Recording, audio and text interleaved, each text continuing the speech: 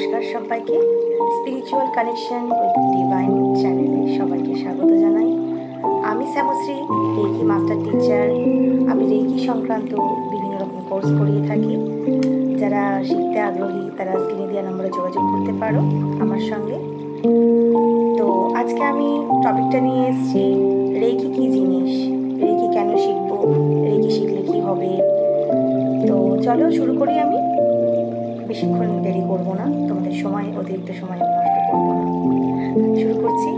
Reiki কি? Reiki হচ্ছে একটি জাপানিজ শব্দ, যেটা জনক ছিল কিনা ডক্টর মিকা উসুই। রেই শব্দের অর্থ হচ্ছে বিশ্ব ব্রহ্মাণ্ড, এবং কি শব্দের অর্থ হচ্ছে জীবনী শক্তি। 1000 বছর পূর্বে যাকে বলা হতো প্রাণ শক্তি, আমেরিকা আজ তাকেই বলছে ইউনিভার্সাল লাইফ ফোর্স এনার্জি। রেকিটা হচ্ছে WHO দ্বারা স্বীকৃত এবং ICRT দ্বারা অ্যাপ্রুভড। চীনে বলছে চি, মাত্র 150 বছর আগে জাপানে তার নাম হয় রেকি। এই পৃথিবীতে সকল সুস্থ দেহ নিয়ে বাঁচার জন্য যে জীবন শক্তি আছে তা আমরা প্রতিনিয়ত বিনামূল্যে পাচ্ছি।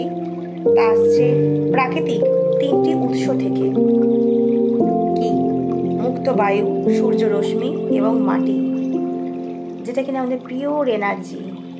তাহলে বুঝতে পারছো বন্ধুরা রেকি কতটা শক্তিশালী। আজকাল অনেকে মানুষের মেডিসিনের উপরে অনেক ভরসা করে। High pressure, depression, relation problem, হাজার একটা সমস্যা লাইফে, খুব খারাপ লাগে দেখে। তো আমি তাদের উদ্দেশ্যেও বলছি, প্লিজ বোনরা, ভাইরা, দিদিরা, মায়েরা যারা আছো, তারা একবার রেকির হাত ধরে দেখো তোমরা উপকার পাও কিনা। না শিখলে তো তোমরা কিছু বুঝতে পারবে না। টিপস টোটকা আমরা সাধারণত লাইফে অনেকে ইউজ করে থাকি, তো টিপস টোটকা আলাদা, রেকি জিনিসটা আলাদা। আমি অবশ্যই টিপস টোটকাও বলবো তোমাদের জন্য, তোমাদের ভালো থাকার জন্য। তোমরা চাইলে আমাকে কমেন্ট বক্সে জানাতে পারো তোমাদের কার কী প্রয়োজন, কীরকম সম্বন্ধে তোমরা জানতে চাইছো। তো আমি অবশ্যই তোমাদের প্রশ্নের উত্তর দেওয়ার চেষ্টা করব। তো চলো আজকে আরও কিছু টিপস টোটকা তোমাদের বলবো। আজকে রেকি সম্বন্ধে ছাড়াও কিছু টিপস টোটকা তোমাদের বলবো। তো চলো একটু খাতা পেন নিয়ে তোমরা রেডি হও, আমি একটু রেডি হয়ে নিই।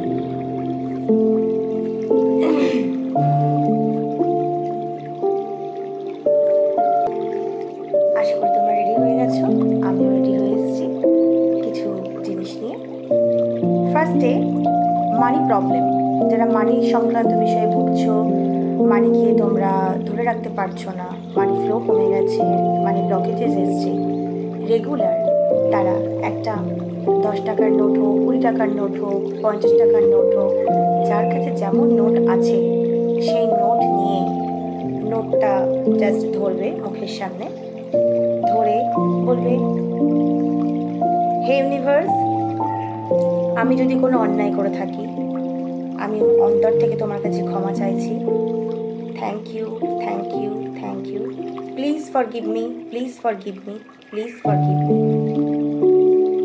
এই ছোট্ট দুটো শব্দ যদি তোমরা রোজ ব্যবহার করতে পারো, মানি প্রবলেম তোমাদের আস্তে আস্তে সলভ হতে শুরু করবে ম্যাজিকের মতো। এবং সকালবেলা ঘুম থেকে উঠে বাসি বিছানায় অবশ্যই করগ্রে বসতে লক্ষ্মী, কর মধ্যে সরস্বতী, করমূলে তু গোবিন্দা, প্রভাতে কর দর্শনম, এই মন্ত্রটিকে অবশ্যই তোমরা বাসি বিছানায় যার যতবার খুশি পাঠ করবে, দেখবে এতেও তোমাদের অনেক প্রবলেম সলভ হতে শুরু করবে ধীরে ধীরে। নেক্সট একটা টোটকা বলবো, যেটার জন্য লাগবে কিনা একটা কন্টেনার। কন্টেনারটা প্লাস্টিকের হতে পারে, ট্রান্সপারেন্ট অবশ্যই, বা গ্লাসেস হতে পারে। গ্লাসেস হলে বেশি ভালো হবে। তো একটা ছোট সাইজের কন্টেনার নেবে তোমরা সকলে।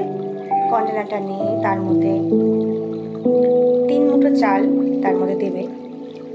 তার মধ্যে দেবে 3টে সিনামন, দারচিনি, 3টে বে লিফ এবং কিছু টাকা বা খুচরো পয়সা।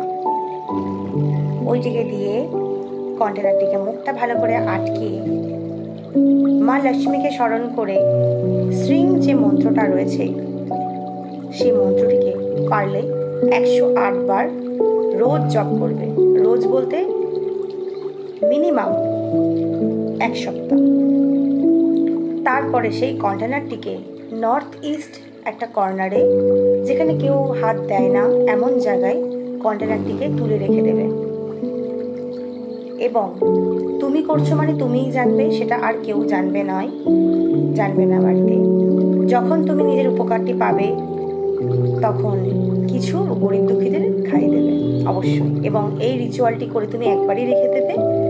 আবার যখন কোনো প্রয়োজন হবে তখন আবার সেই কন্টেনারটিকে নামিয়ে তুমি আবার শ্রী মন্ত্র জপ করবে। এবং শ্রী মন্ত্র শুধুমাত্র 1 সপ্তাহের জন্য না করে তুমি যদি চাও তুমি রেগুলার করতে পারো, রেগুলার বেসিসে করতে পারো। এটা মা লক্ষ্মীর বীজ মন্ত্র, তোমরা চাইলে এটা রেগুলার পাঠ করতে পারলে দারুণ রেজাল্ট পাবে।